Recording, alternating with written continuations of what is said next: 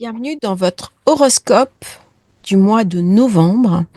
Je vais organiser les choses un petit peu différemment pour une fois. Vous allez avoir une présentation générale qui est valable pour tous les signes et après, nous passerons à votre signe en particulier afin de vous présenter les passages planétaires et surtout les enjeux de ce mois de novembre.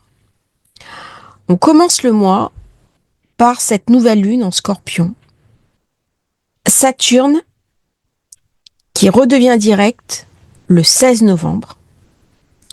Pluton qui quitte définitivement le Capricorne le 19 novembre. Et Mercure qui devient rétrograde le 26 novembre. Le mois de novembre est basé sur la transformation. Eh bien, nous rentrons définitivement dans ce que l'on nomme l'ère du Verseau, qui va être matérialisée par deux choses très importantes. L'entrée d'Uranus dans le Gémeaux et la réalisation du trigone Pluton-Uranus, qui va être un aspect clé de 2025. Ça veut dire une transformation majeure de la société, une transformation majeure des grands équilibres, et en ce qui me concerne, je suis invitée, quel que soit mon signe, à me transformer de manière positive. Le Scorpion est le signe de la peur et le signe de la phobie. Mais c'est aussi le signe de la transformation et de la mort. La mort peut être vécue d'un point de vue réel, c'est ma propre finitude ou celle de mes proches, ce n'est jamais agréable, et pourtant ça fait partie des grands équilibres de la vie, mais c'est aussi la mort symbolique d'un ancien monde pour qu'un nouveau monde puisse émerger. Le monde d'avant Covid, qui a été marqué par la conjonction Saturne-Pluton, est définitivement achevé.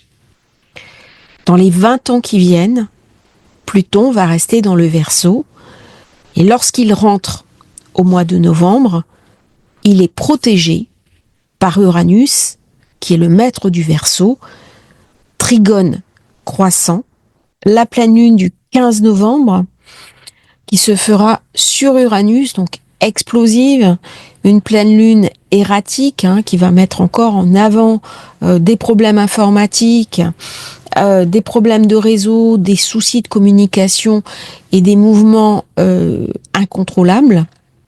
Par contre, elle sera bien équilibrée avec Pluton. Ce qui est dérangeant, c'est que Saturne redevient direct, alors même que Jupiter est toujours rétrograde. Donc, on continue le carré Saturne-Jupiter qui ramène de l'incertitude sur l'économie et sur les sociétés d'une manière générale. Donc, c'est quand même un mois où il y a beaucoup d'hésitation avec cette pleine lune, même si les configurations en présence sont assez intéressantes avec un grand trigone. Mais c'est un petit peu bancal, parce que Mars est en Lion, on saura même venir nous enquiquiner un petit peu et bloquer certains de nos efforts.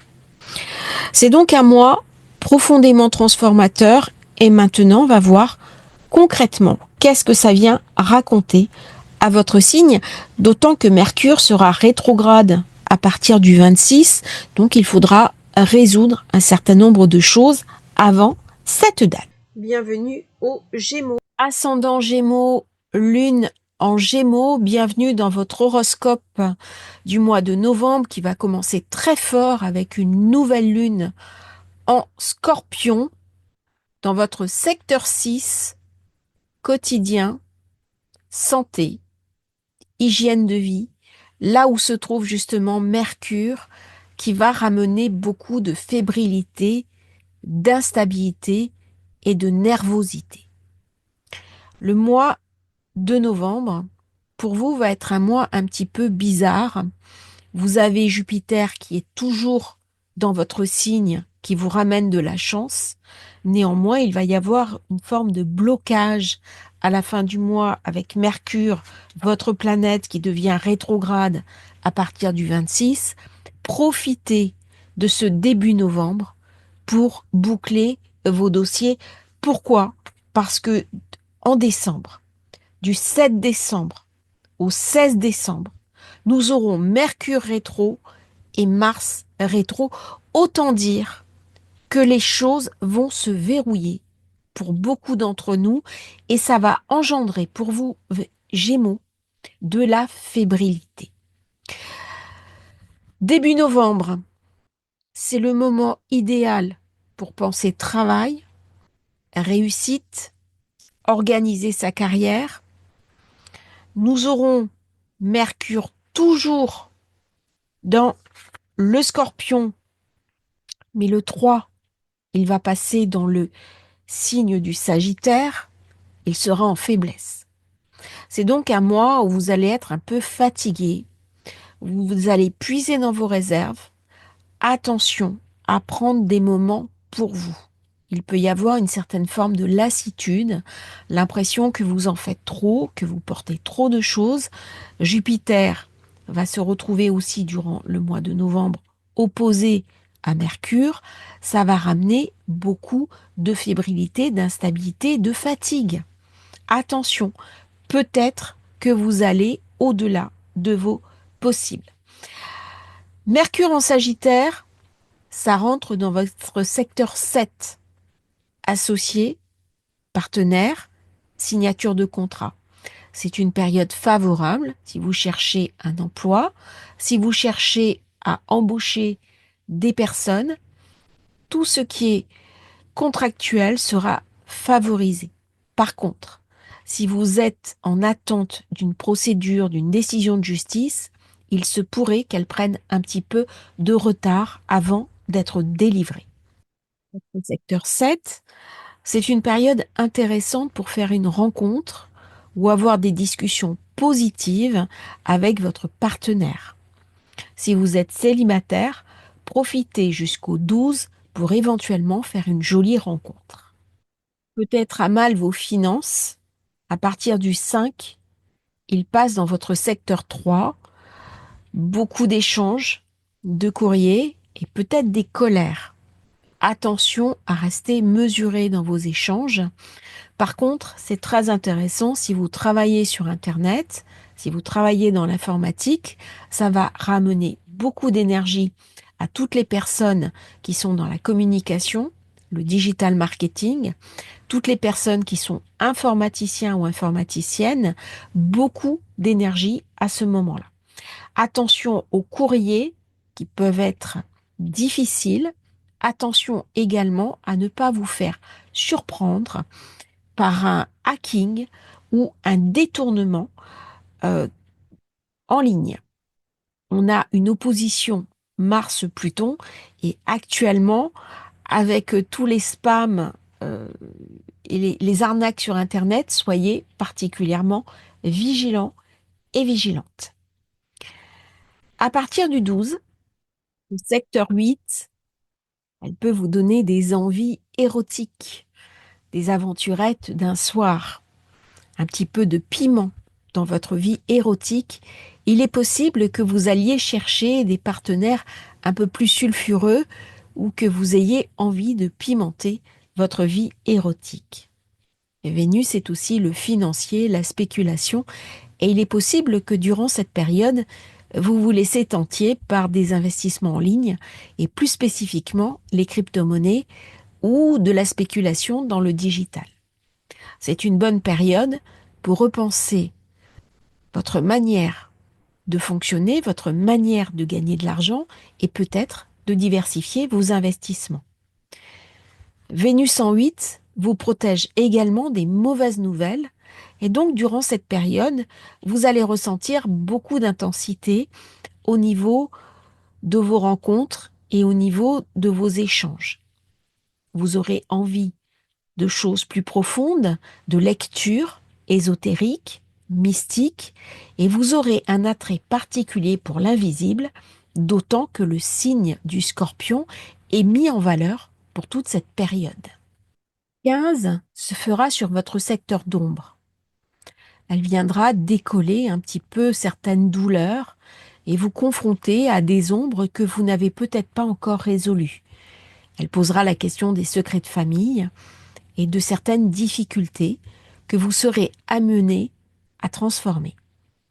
C'est une pleine lune explosive qui peut vous rendre particulièrement irascible et un petit peu instable. Durant cette période, tous les travaux thérapeutiques, les prises de conscience et les nettoyages énergétiques seront favorisés. C'est une période idéale pour s'intéresser à l'ésotérisme, aux choses cachées et au monde de l'invisible. Avec cette position planétaire, vous serez dans une forme d'intégration anticipée du passage nœud nord dans le Poisson qui va arriver en janvier de l'année prochaine. Ainsi, vous aurez une occasion formidable pour travailler sur des problèmes non résolus qui vous empêchent d'avancer et qu'il est maintenant temps de regarder en face. Jupiter est rétrograde. Il vous a amené beaucoup de chance depuis qu'il a rejoint votre signe. Et là, les choses semblent avancer un petit peu moins vite et vous pouvez vous sentir un petit peu à l'étroit, mais pas d'inquiétude, car Saturne devient direct le 16 novembre dans votre secteur 10, qui correspond à la carrière, à l'élévation, mais également à la réussite. C'est comme si vous sentiez un bouchon qui va soudain sauter et vous pourrez reprendre vos activités, vous serez plus pragmatique, plus responsable et vous sentirez quelque chose qui va se remettre en avant. Il y aura des opportunités de croissance et de l'optimisme à partir de cette date-là. 19 novembre, changement de cap, puisque Pluton quitte définitivement le Capricorne pour son entrée dans le signe du Verseau. Ça va marquer chez vous beaucoup de curiosité, un besoin de revenir à des fondamentaux, des valeurs profondes. Ça sera très positif pour vous puisqu'on est en signe d'air et que ça va s'inscrire dans cette triplicité. Gémeaux, Balance, Verseau, période clé pour avoir des nouvelles idées, suivre des formations ou vous-même devenir formateur. Il est possible que vous repreniez des études, il est possible également que vous demandiez un bilan de compétences afin de vous réorienter. La période, ne l'oublions pas, est sous le signe de la transformation et il vous appartient de regarder comment vous allez pouvoir mettre en œuvre cette transformation, en particulier dans les thématiques de votre quotidien, de votre travail et de ce que vous avez à faire. Durant cette période, vous allez être plus vigilant au niveau de votre régime alimentaire, sur votre santé. Vous allez prendre soin de vous et c'est important aussi que vous vous accordiez du temps pour vous reposer. N'oublions pas que les passages des grosses planètes, quand elles changent de signe, amènent beaucoup d'instabilité générale et des énergies assez lourdes à porter qui peuvent venir vous fatiguer en tant que signe d'air. Prenez donc un petit peu de recul pendant 1 ou 2 jours afin de lever le pied et accueillir favorablement ces énergies très puissantes. À partir du 23, le soleil rentrera dans le signe du Sagittaire. C'est très bien pour vous, c'est le secteur 7. Même s'il y a de la faiblesse, on a cette inversion très particulière entre Mercure, qui est dans le signe de Jupiter, Jupiter dans le signe de Mercure, et les deux sont en opposition. Je te tiens, tu me tiens par la barbichette. Mais ça ne nous empêche pas de rire ensemble. Et là, il y a possibilité de rencontrer quelqu'un, d'avoir une expérience amoureuse qui pourra peut-être déboucler sur quelque chose de beaucoup plus sérieux. C'est une période idéale pour la romance, pour la passion et peut-être aussi pour mettre en place des nouveaux contrats commerciaux en particulier avec l'étranger. Pluton ramènera beaucoup de chance d'ailleurs sur l'étranger et pour toute personne qui se sera délocalisée durant cette période. Peut donc être amené à voyager, à bouger, à changer un petit peu sa conception du monde et sans forcément se délocaliser soi-même, on peut beaucoup plus travailler avec l'étranger. Conception amoureuse, le soleil ramène la possibilité d'une jolie rencontre, mais dans ce cas, c'est une rencontre qui sera sérieuse et qui amènera la possibilité de mettre en place un couple à court, moyen, voire même long terme. Mercure sera rétrograde, comme Jupiter rétrograde, et bien là, il va y avoir un petit peu de lourdeur. Saturne est devenu direct, fort heureusement. Il y a les blocages qui sont levés, mais par contre, on a besoin de s'intérioriser. La fin du mois se fera un petit peu câline. On a besoin de rester chez soi, sous la couette, lire un bon livre, suivre une formation en ligne. On sera beaucoup plus dans l'intériorisation. C'est le moment idéal pour faire de l'astrologie, pour écouter les vidéos d'astrologie facile, pour s'intéresser à nouvelles techniques de développement personnel, pour méditer, pour aller se promener en forêt, pour passer du temps à respirer. C'est important durant cette période d'ailleurs de travailler sa respiration, son oxygénation, parce que ça va permettre de compenser un petit peu ce Mercure rétrograde qui va venir calmer cette énergie qui avait été très puissante. C'est vrai que depuis que Jupiter était rentré dans le Gémeaux, il y a beaucoup d'énergie, hein. Cette énergie, elle va être débordante parce que l'année prochaine, vous aurez également Uranus qui va rentrer à son tour dans le Gémeaux. Et là, il va amener beaucoup de changements, beaucoup de modifications et beaucoup également un mouvement très brusque, très novateur. Il va amener de l'innovation, il va amener du changement. Et ça, le Gémeaux aime beaucoup. Il aime quand ça bouge. Il aime quand c'est nouveau. Il aime s'adapter. Il y a quelque chose de très dynamique qui arrive dans votre signe. Donc, prenez le temps, avec Mercure qui devient rétro, de souffler un petit peu, de penser à vous, de passer du temps en famille si vous en avez une, et de vous relaxer. Je vous souhaite, à vous Gémeaux, un magnifique mois de novembre et n'oubliez pas de vous abonner à la chaîne, c'est très important pour nous soutenir. À bientôt sur Astrologie Facile.